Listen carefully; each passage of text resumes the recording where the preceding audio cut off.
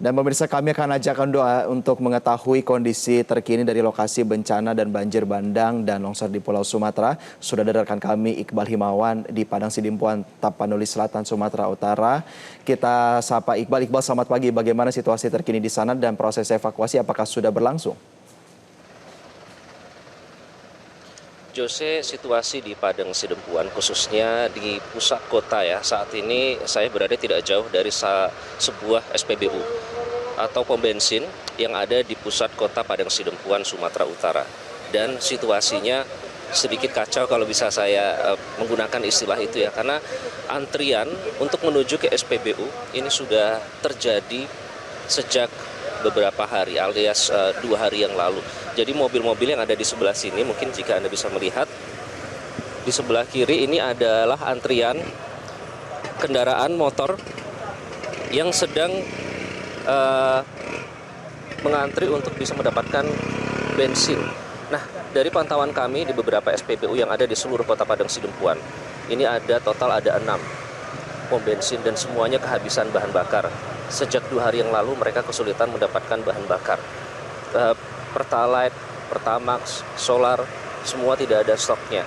Dan oleh karena itu antrian panjang pun terjadi di 6 SPBU yang tersebar di kota Padang Sidempuan ini. Nah, dari beberapa pengendara yang kami wawancarai, mereka ada yang antri hingga 2 hari untuk sekedar mendapatkan bensin sehingga kendaraan mereka bisa berfungsi lagi. Nah, sementara itu kalau mereka membeli di eceran, itu di awal-awal terjadinya bencana, itu harganya mencapai Rp25.000 sampai Rp35.000. Itu artinya mereka harus mengeluarkan modal yang lebih banyak, terutama bagi mereka yang mengendarai angkutan kota dan juga bentor ya. Terlihat ada banyak bentor di sini yang sedang mengantri untuk mendapatkan bahan bakar. Nah, antrian ini kami pantau terjadi tadi malam, bahkan kami tadi malam juga hampir sempat terjebak di antrian salah satu SPBU menuju kota Padang Sidempuan. Dari kota Sipirok menuju kota Padang Sidempuan itu, semua SPBU-nya dipadati oleh warga yang mencoba untuk mendapatkan bensin. Nah, sementara itu di Tapanuli Selatan sendiri, tempat saya berada saat ini, jumlah korban sudah tercatat menjadi 46 orang dan 52 tercatat masih hilang. Dan sebaran korban meninggal ini berasal dari sejumlah kecamatan, Jose. Di antaranya dari kecamatan Sipirok, kemudian Angkola Barat, Batang Toru, Angkola Sangkunur, Angkola Selatan, serta Marancar. Nah, Batang Toru ini menjadi wilayah dengan dampak yang paling parah, di mana menyumbang lebih dari setengah korban total meninggal. Dan selain korban jiwa yang dilaporkan, dan sejauh ini itu yang berhasil dicatat karena proses pencarian korban ini masih terus berlangsung. Selain korban jiwa, BPBD juga melaporkan sedikitnya ada lebih dari 4.700 warga yang mengungsi karena rumah dan fasilitas umum yang terdampak parah. Nah, para warga ini ditampung di rumah kerabat mereka, termasuk juga di Madrasah Purbatua Sipirok, kantor kecamatan, Sopo, Daganak, serta sejumlah lokasi lain yang dijadikan pos sementara. Nah, kalau kita berbicara soal Tapanuli Utara, Tapanuli Selatan, dan Tapanuli Tengah, ini merupakan daerah yang cukup parah terdampak bencana banjir dan longsor beberapa hari yang lalu. Kami sempat melakukan peliputan di Tapanuli Utara.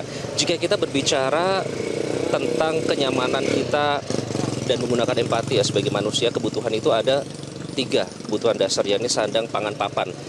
Nah, 3 itu sudah tercerabut dari mereka. Mereka hidup tanpa ketiga faktor itu. Dari faktor sandang, pakaian mereka tidak ada yang bisa diselamatkan. Pada saat kami sempat meliput ke lokasi korban banjir dan longsor, tidak ada pakaian yang bisa diselamatkan dan hanya ada pakaian yang melekat di tubuh mereka. Oleh karena itu, bantuan pakaian sangat mereka butuhkan yang layak pakai. Kemudian pangan. Stok pangan seperti beras dan lainnya itu juga tertimbun longsor. Apalagi diperparah dengan sawah-sawah yang juga terkena dampak dari banjir longsor terendam. Padahal saat ini mereka sedang mengalami masa panen. Kemudian papan, rumah, banyak yang hancur tentu saja dan tidak dapat ditinggali lagi. Jadi dari 3 kebutuhan dasar itu saja, itu sudah sudah tercerabut dari kehidupan mereka, sehingga mereka harus hidup dengan kondisi seadanya dan bergantung dari bantuan yang disediakan oleh pihak pemerintah maupun relawan. Dan itu di kondisi di Tapanuli dan sekitarnya. Kita akan memantau bagaimana kondisi di Aceh yang juga dilaporkan cukup parah dampak dari bencana banjir dan longsor yang terjadi di sana. Bahkan kabarnya atau informasinya masih ada beberapa daerah yang terisolasi sehingga mereka tidak dapat mendapatkan kebutuhan bahan pangan dan kebutuhan dasar lainnya. Kita akan bergabung dengan Al-Hadi Habibi melaporkan langsung dari Aceh. Al-Hadi, seperti apa kondisi di sana, Al-Hadi?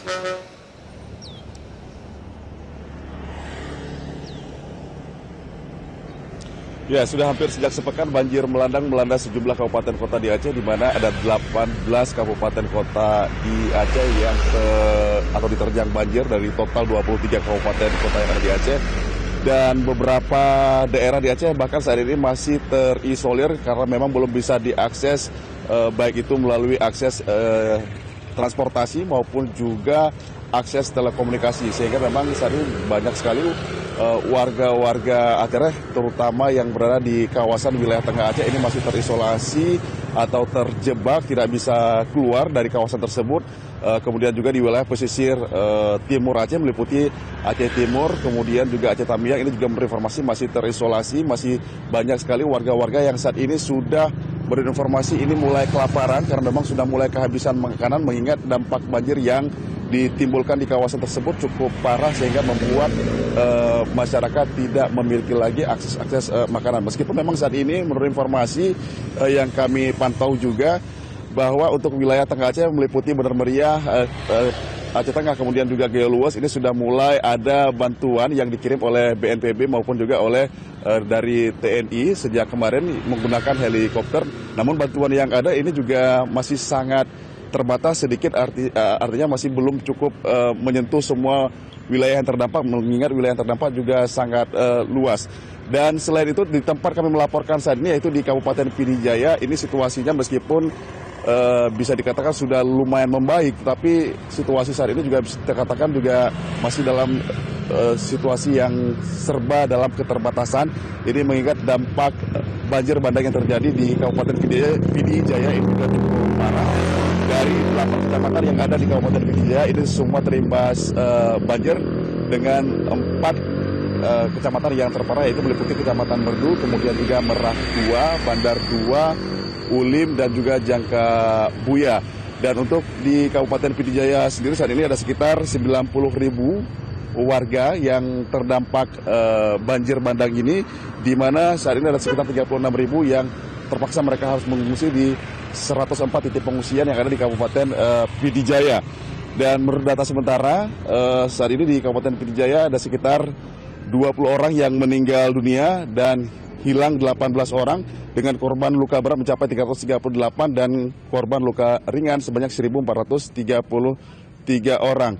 Dan saat ini bantuan yang paling dibutuhkan untuk di Pidi Jaya adalah tentu saja kebutuhan air bersih, mengingat saat ini akses air bersih juga tidak ada di Pidi Jaya. Terus kemudian juga akses untuk listrik dan telekomunikasi ini juga masih sangat dibutuhkan di Kabupaten Pidi Jaya, meskipun memang di Kecamatan Merdu ini sudah mulai ada listrik dan juga telekomunikasi. Namun di luar dari kecamatan tersebut ini akses tersebut juga masih belum ada sampai dengan saat ini. Demikian, Jose, kami kembali ke Anda. Laporan dari Aceh, terima kasih. Kondisinya di ini, pemirsa, kami akan